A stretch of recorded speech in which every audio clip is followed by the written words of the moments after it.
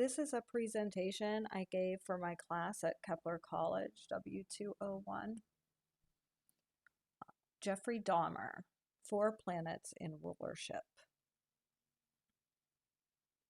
Jeffrey Dahmer is an American serial killer who claimed up to 17 male victims of differing races that ranged in age from 14 to 31. He committed his first murder in 1978, shortly after he turned 18 and had graduated high school. He didn't commit another murder until 1987, but after that, he claimed the rest of his victims from 1987 to 1991. He claimed to have killed over this compulsion to keep the victim with him, and he had fantasies of total domination and control. He kept Polaroids of his victims, different body parts. He even drilled holes in their skulls to put acid in to make them submissive. He even eventually turned to cannibalism. He even went as far as taking one of the victims' head to work with him and kept it in his locker when he was working at a chocolate factory. He was caught in 1991 when one of his victims escaped and brought the police to his apartment, where they found an overwhelming amount of evidence of his crimes. He was convicted and sentenced to many lifetimes in prison in 1992. He was then murdered by another inmate in November of 1994. So what I'm going to focus on here today is how he has 4 planets in rulership. Mercury, Venus, Mars, and Saturn. I mean, this is a unique case where there's no final dispositing planet or a planetary committee. And there are 4 separate dispositors. You have Mercury taking the Sun, Pluto, along with the North Node and Uranus. I mean, this is evident. He had like quick, conscious thinking. He was like inventive and powerful with his words. Venus in the 8th also takes the ascendant. So he identifies with his sensual desires associated with death, especially in the 8th. And then Mars takes the moon, descendant, the MC, and Neptune. Action and aggression is associated with the emotions and partners. And there's a tie like with the reputation, escapism, and, tendency towards using alcohol. Saturn takes Jupiter, the IC, and the South Node. The restriction of growth, likely connected to the home life, beliefs, and the father. So here I'm going to start with Mercury, and I'm only using a 3-degree orb when looking at aspects.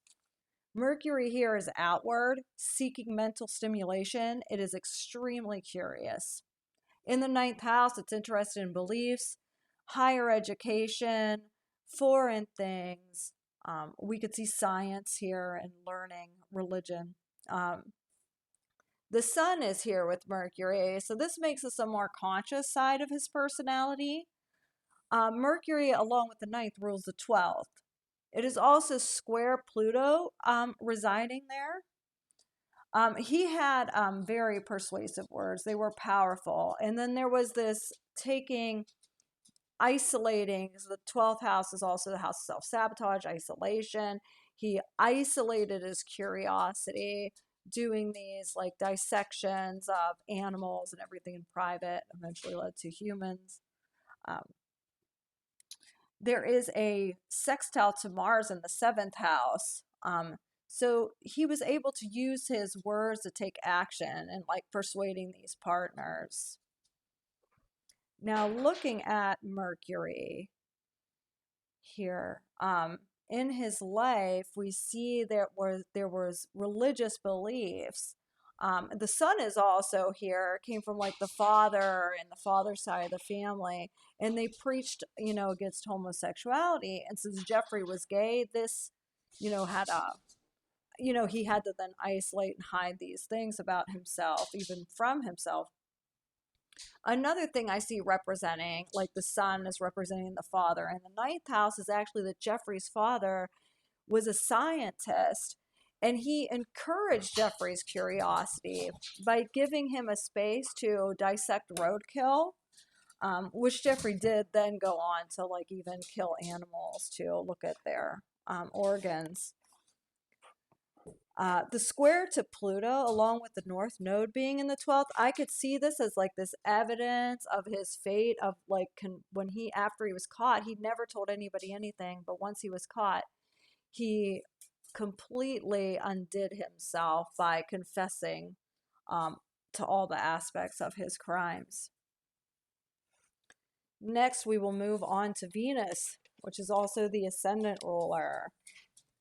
Venus is receptive and in tune with the sensual side of life here in Taurus. Since it's in the 8th house of death and other people's resources, we could see, that how he identifies with death, and that he also learns about himself through death. Venus has nice aspects to the MCIC axis along with the nodes. This kind of ties how his private life became public and it like being tied to his fate. And also a way of like he was able to get away with things and things kind of fell into his lap. Here's Venus. Having a charming Libra ascendant with this Venus dignified in Taurus, aspecting the MCIC axis in the nodes in such a nice way. Things just fell into his lap. He was able to get away with things. He had fantasies when he was, younger, picking up a hitchhiker. And his parents, right at that time he was graduating, his parents were going through a divorce, and Jeffrey was literally left alone at the house. He was drinking, and he was just driving down the road when Stephen Hicks was hitchhiking. He picked him up as promising to take him to a concert. They went back to the house, and when Stephen really was ready to go, Jeffrey then hit him with a dumbbell, like killing him, to keep him there. He then did not, kill again for 9 years, but he was actually what he did with the body, he took apart the body, put it in garbage bags, and was driving down the road drinking. He was pulled over by the police, and he, was able to just talk. They let him go. They talked his way out of it. And then he also later had that 14-year-old boy who escaped his apartment naked and bleeding because he had drilled a hole in his head.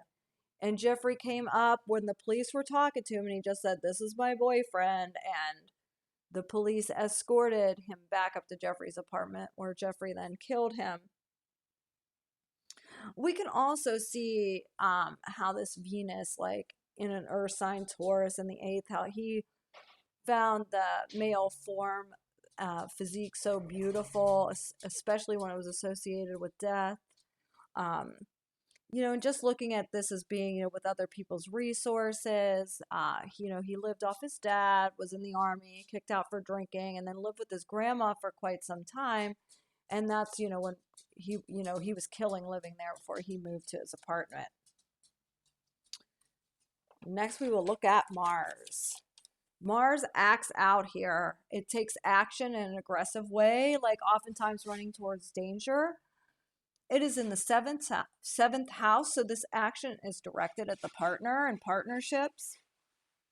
The moon here is more connected to the subconscious and emotional state, so this is more subconscious for him.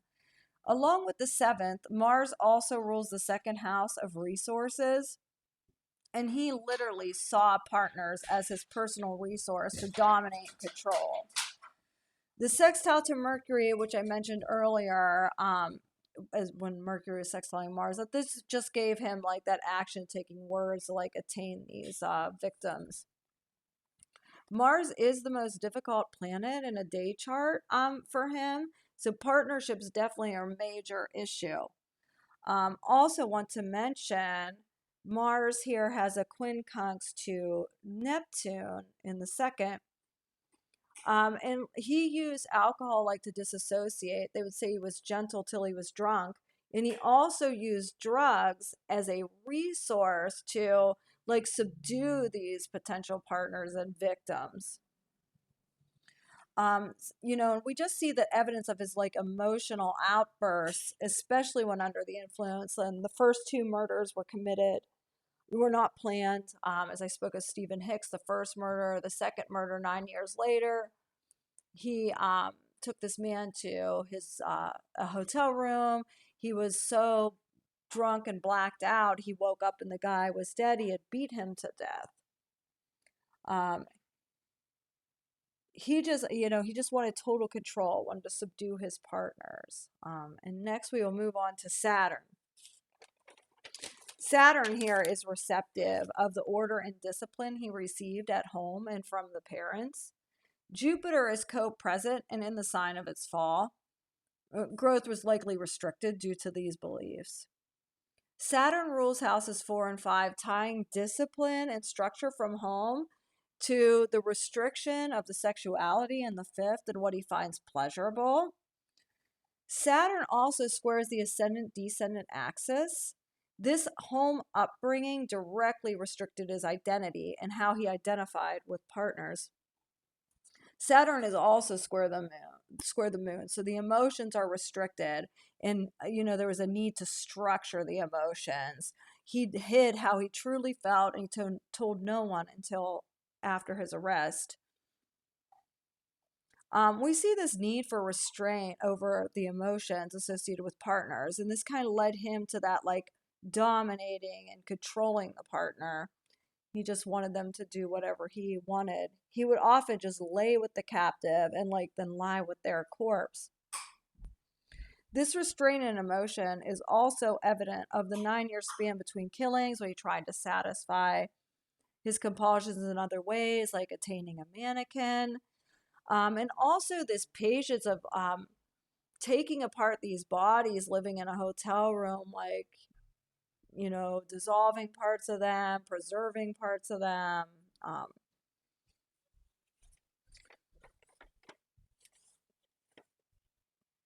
Now, I also just want to mention, looking at perfections, when these planets were activated.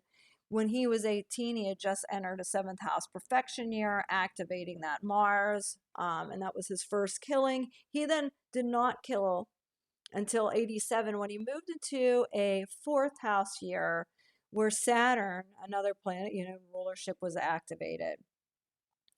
He then killed until he reached the 8th house Venus year. And shortly after that, he was caught. And then, interesting to note, when he was murdered and was baptized and murdered in prison, was an 11th house year, which would have activated the sun and the transiting sun, making eclipses even more potent. And May 10th, the day he was baptized and John Wayne Gacy was also executed, of 94. The solar eclipse was in Taurus at 19 degrees, conjunct that Venus, ascendant ruler in the house of death. The following lunar eclipse that happened November 18th of 94 was at 25 degrees of Taurus, conjunct that Venus again, and he was murdered 10 days after that. And just another couple little interesting things about the chart is that he has almost no water. The only planet in a water sign is Neptune, and we definitely see evident in his lack of empathy.